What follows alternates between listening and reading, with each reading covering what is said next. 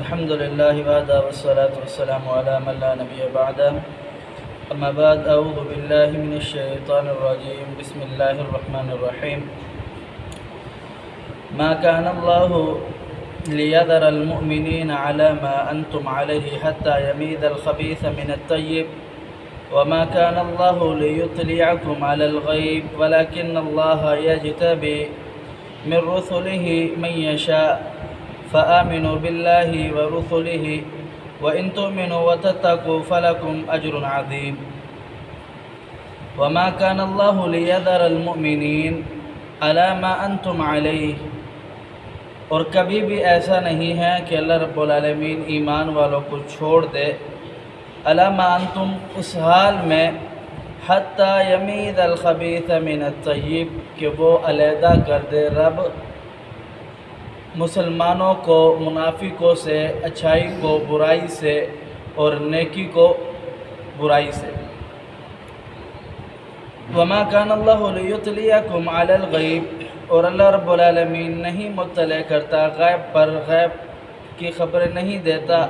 ولیکن اللہ یجتبی من رسلہ من یشاء اور اللہ رب العالمین چن لیتا ہے رسولوں میں سے من یشاء جسے چاہے۔ فآمنوا پس تم ایمان لے کر کے آؤ باللہ اللہ پر، ورسلہ اور اس کے رسول پر، وَإِن تُؤْمِنُوا اور اگر تم ایمان لے کر کے آ گئے، وَتَتَّقُوا اور تم بچ گئے ڈر گئے، فَلَكُمْ اور تمہارے لیے اجر عظیم بہت بڑا اللہ رب العالمین نے اجر تیار کر کے رکھا ہے۔ وَمَا كَانَ اللَّهُ لِيَذَرَ الْمُؤْمِنِينَ عَلَى مَا أَنْتُمْ عَلَيْهِ حَتَّى يَمِيزَ الْخَبِيثَ مِنَ الطَّيِّبِ غزوہ احد کے بعد تقریباً منافقین جو تھے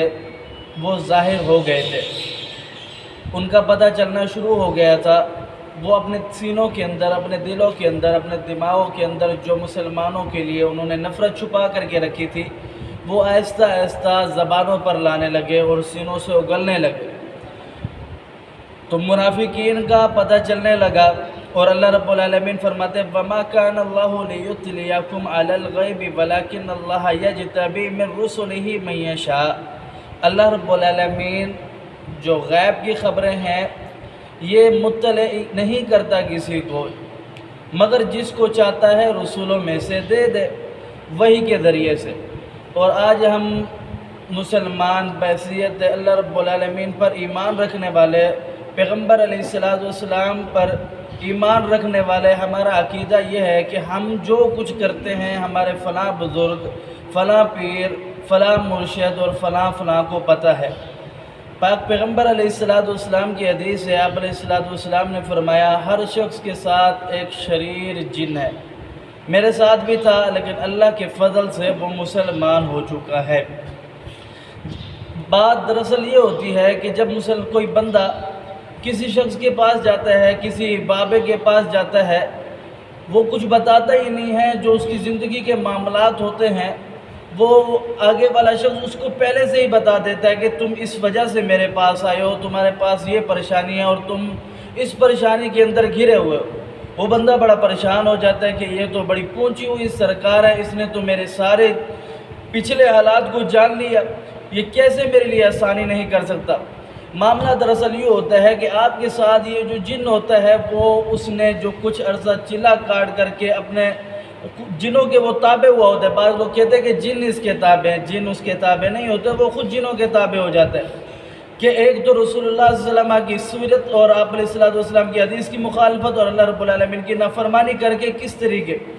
وہ اللہ رب العالمین کی نافرمانی کرتا ہے کہ یہ راستہ اللہ رب العالمین نے حرام قرار دیا ہے، اور چلا کاٹ کے جنوں کے تابع اس طرح ہو جاتا ہے کہ اب اس کو یہ اختیار نہیں ہے کہ وہ جو خوراک چاہے کھائے، وہ خوراک وہی کھائے گا جو اس کو وہ جن جو اس نے چلا کاٹا ہے جو اسے بتائیں گے۔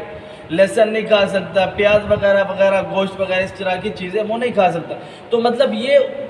ان کے تابع ہیں نہ کہ وہ ان کے تابع۔ اگر وہ ان کے تابع ہوتے تو پھر تو یہ جس طرح چاہتا وہ زندگی گزارتا، پہلی بات۔ پھر جب یہ اس کے تابع ہو جاتے ہیں، جن کے تابع ہو جاتے ہیں، پھر یہ کچھ خبریں اس کو بتلا دیتے ہیں۔ کس طریقے جب آپ جاتے ہیں جو آپ کے پاس، آپ کے ذہن کے اندر، آپ کے دل کے اندر معلومات ہے، آپ جاتے ہیں جو اس کے پاس جن ہے وہ آپ کے جن سے پوچھ لیتے ہیں تو آپ کے جو چیز آپ کے علم کے اندر ہے وہ اس کو پتہ چل جاتی ہے. اب جو چیز آپ کے علم کے اندر نہیں ہے وہ اس کو نہیں پتہ چل سکتی. جیسے کہ آپ ایک ٹکڑا لے لیں کاغذ کا، آپ اس کو پھاڑ کر کے مٹھی میں بند کر لیں، آپ پوچھیں کہ آپ مجھے یہ بدلا دو، وہ نہیں بدلا سکتا، کیونکہ اس کا آپ کو بھی پتہ نہیں ہے، جو آپ کے ساتھ ہیں جن اس کو بھی پتہ نہیں ہے. اب وہ بتا نہیں سکتا، وہ آپ کو خبر دے نہیں سکتا. تو اللہ رب العالمین یہاں پر یہ فرما رہے ہیں کہ جو غیب کی خبریں ہیں یہ میں جسے چاہتا ہوں اپنے رسولوں میں سے دے دیتا ہوں. آگے رب تعالیٰ فرماتے ہیں مسلمانوں کو یہ حکم ہے کہ وہ کیا کرے، ایمان لے کر کے اللہ رب العالمین کے لیے. اب اللہ رب العالمین پر جو ایمان لے کر کے آئیں گے تو میں نے مسلمانوں کے لیے، پھر ایمان والوں کے لیے ایک بہت بڑا اجر تیار کر کے رکھا ہے. اللہ رب العالمین فرماتے ہیں سورہ نبا ان للمتقین مفازا حدائق واعنابا وقوائب ترابا وکأسا دہاقا. ان للمتقین مفازا، متقین کے لیے، تقوی اختیار کرنے والوں کے لیے، اللہ سے ڈرنے والوں کے لیے اللہ رب العالمین نے بہت بڑے بڑے اجر تیار کر کے رکھے ہیں. مفازا، حدائق واعنابا، اور کھجوروں اور انگوروں کے بہت بڑے بڑے باغات ہیں ان کے لیے. وقوائب ترابا، اور ایسی حسین خوبصورت کم عمر کم سن نوجوان لڑکیاں جن کے سینے ابھرے ہوئے ہیں، ایسی عورتیں تیار کر کے رکھی ہیں. وقوائب ترابا وکأسا دہاقا، اور ایسے چھلکتے ہوئے جام ہیں ان کے لیے کہ اللہ رب العالمین نے ان کے لیے حلال کر دیے ہیں، دودھ کی نہریں، پانی کی نہریں، شراب کی نہریں. تو اللہ رب العالمین فرماتے ہیں جو مجھ پر ایمان لے کر کے آئے گا، پاک پیغمبر علیہ السلام پر ایمان لے کر کے آئے گا، اس کو یہ اللہ رب العالمین روز قیامت اجر عظیم، یہ بہت بڑا اجر ان کو دے گا. اللہ سمجھنے عمل کی توفیق دے. قول قولی ھذا استغفر اللہ لی ولکم ولسانی ولسائر المسلمین.